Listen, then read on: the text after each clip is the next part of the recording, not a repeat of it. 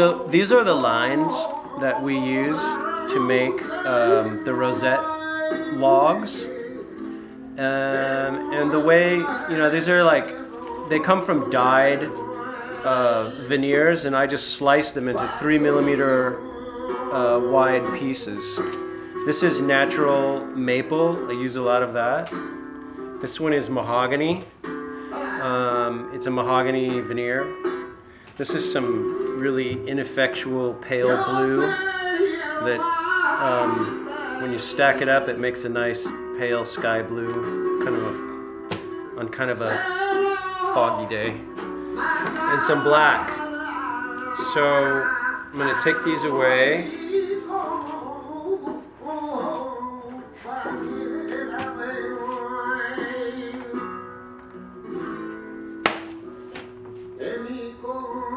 So basically you just gotta, unless you're like a super rich guy, you gotta just make your own tiles and your own strips. So I don't have enough money to buy these things already made. So I just sit here and cut a whole bunch of them.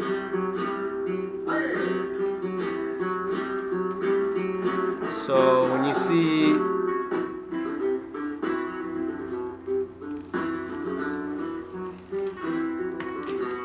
a rosette and you ask a guitar maker if it's a sticker, well, and they get this weird look on their face that sounds like what Agujetas is doing right now, it's because they put all this work into it cutting these strips of wood.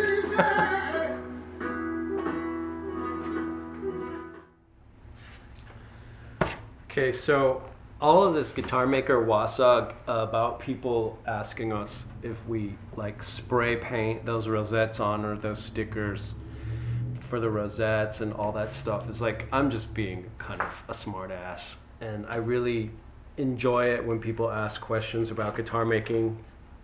And I like to answer the questions, but kind of in a quirky way. So really to get down to it, here's what's going to happen with all these tiles is that you take a router and you have a compass on the router. I'll show it to you tomorrow. And you route this channel into the top of the guitar top, and then we're going to inlay these lines. And there's a technique for doing it, but basically we're going to lay a whole bunch of lines into this top like this.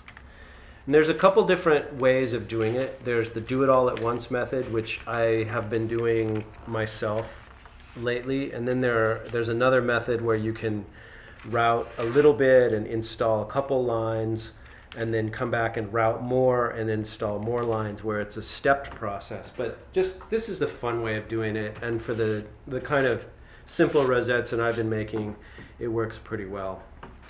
So I would also like to show you another thing to kind of be humble for a second, is that this is a cedar top, and you can see that it has kind of a piece of spruce inlaid or backed behind it. And the reason is because when I was cutting this channel, I didn't look at the router carefully enough, and I had set the router depth deeper for another project that I was working on that day. And then I chucked up the rosette bit into it, and I cut through the whole thing, leaving this sort of island of cedar in the middle. So I thought, man, I'm not gonna like waste this top. So I backed it with a piece of spruce and did it again. So it's perfectly fine to do this. This spruce is going to serve as the backing for the rosette, which all guitar tops get anyway. But it's kind of saving the day, and it's enabling me to continue to use this top that's really nice. So guitar makers are smart Alex, but every one of us makes mistakes over the years. And one of the things about guitar making is that you make a mistake and you learn how to fix your mistake while you're making the guitar. Hopefully you get to the point where you don't make too many mistakes while you're making the guitar, or any. But along the way, when you're learning how to do it, or just in the heat of battle, you make mistakes, and you got to fix them along the way. So just to show the the other side of it. That's what happens. So tomorrow we're going to take some of these these strips I've cut, and we're going to try to make a couple rosettes and show you what that looks like. So the reason that these channels are routed with the whole channel open is not because I'm going to put in a pre-made rosette. It's because I'm going to inlay a series of lines made from sliced pieces of veneer, and those lines are going to make the rosette. And the method that I use, that I have been using, is one of a couple different methods. Is that you inlay a whole bunch of lines the width of this rosette channel, and you glue them in, but on some of them you wax them, and then after the glue dries you pull out the waxed lines, and it leaves a series of channels, as many as you want to make in this thing, that you can drop in other types of rosette elements, like other kinds of lines, tiles, stuff like that. So basically what we're going to do, I'm not going to do it right now, I'm just going to show you what we're going to do. We're going to take these lines with this buckle, and we're going to inlay them into this channel by pulling the buckle around this way, and we're going to inlay just a big group of these lines into this channel, and it's going to have glue on the bottom. So some of these lines are going to have wax on them, and then I'm going to be able to pull them out, and that's going to leave smaller channels in this situation, and like I said, we'll fill those in with other tile elements. So yeah, it looks like a mess, doesn't it? It is a mess. But this method has some advantages over the other methods, and the other methods have some advantages over this one, but this is the one we're going to do today. The way that I work on on this style of rosette inlay is to kind of work in a more improvised way.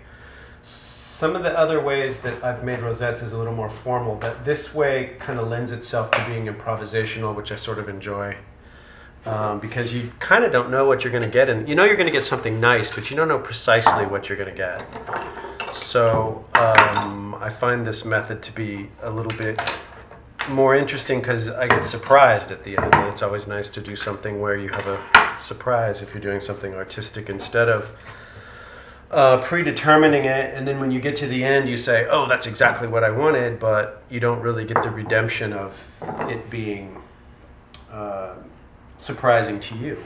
You know, it may surprise the other people, but I like to be surprised by the end of it. And it's kind of it's a little more mysterious to me why I make certain selections while I'm working on these things, and I tend to do this in an improvisational way because I like to go with my first impulse on what a color combination is and not overwork it. So last night I was in here and I started fooling around with this color combination. I've got some light blue, yellow, light blue, yellow, and then it goes into this brown natural mahogany color, and then this dyed green color that I made. And the yellow, the blue, yellow is going to end up being the center element of this rosette. And when the light blue and the yellow go together, when you step back and there's going to be finish on this rosette, the eye is going to blend these two colors together. So the way that I think about this style of rosette as opposed to the other kinds that we make is that this one is more like a painting, because I'm choosing the colors so that they make a ring of color and your eye blends the ring together and moves back and forth through the ring of color and sees it more like a painting. The other concept that we have for making rosettes is that you see them more as patterns. And the pattern making type of rosette is a kind of marquetry work, and it doesn't always have the fluidity of some of the nicer ring sort of simpler type rosettes that I've seen on older Spanish guitars, maybe like by Manuel Ramirez, for example, or even in the Torres. But most of the older designs from the Spanish guitar makers of that time period are anchored in black fields. So in other words, they'll have in the ring, they'll have a color, and then they'll have black bands that become these fields that the colors play off of. So my take on this type of rosette is that I'm minimalizing the black because I want the colors to play off of one another. So in that sense, I'm kind of a little bit more like maybe like a French 19th century painter, the way that they would think about color at the end of the 19th century, where they were putting colors together. Well, like what the Impressionists said, like Claude Monet said, well, the first thing that I want to do is like take black off of my palette. But I don't really think I'm Monet, but I'm just saying that I'm kind of taking black off the palette as an anchor because it's really easy to back any color up next to black and it works. So what I'm trying to do is put the colors together without a lot of black. Maybe there's a little bit of black in it, but I'm not anchoring the whole rosette in a black field. I've done that before, and I think it's a really good way to go, and it's a very traditional way, and it works well when you're putting patterned rosette tiles with it. But it's not what I'm trying. These rosettes are not exactly experimental, but they're not exactly what everybody else is doing either. So I'm just kind of thinking of these sticks and these lines as kind of like colors in a like in tubes, and I'm just putting them together, I guess.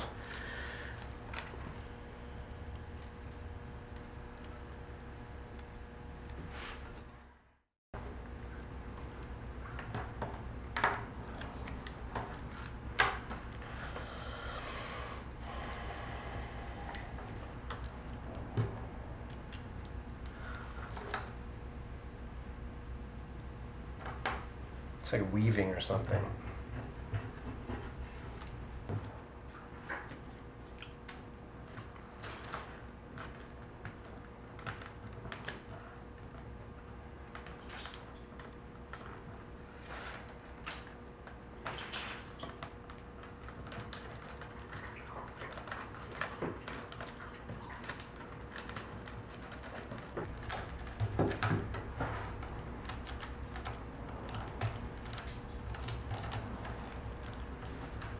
Alright, so I've kind of like fit these into that groove that's cut in this board, and that's so usually fit them in there, and then just it enables you to plane the group of lines like it's like a single piece of wood.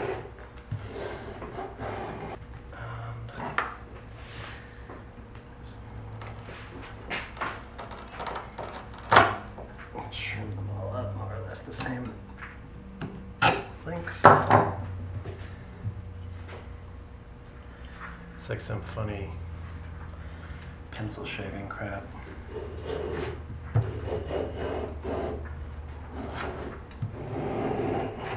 Pull a scraper along here. If there was any tear out, kind of gets rid of the tear out. Okay, so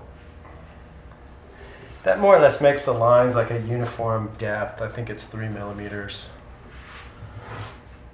Makes them a little more, a little less difficult to handle.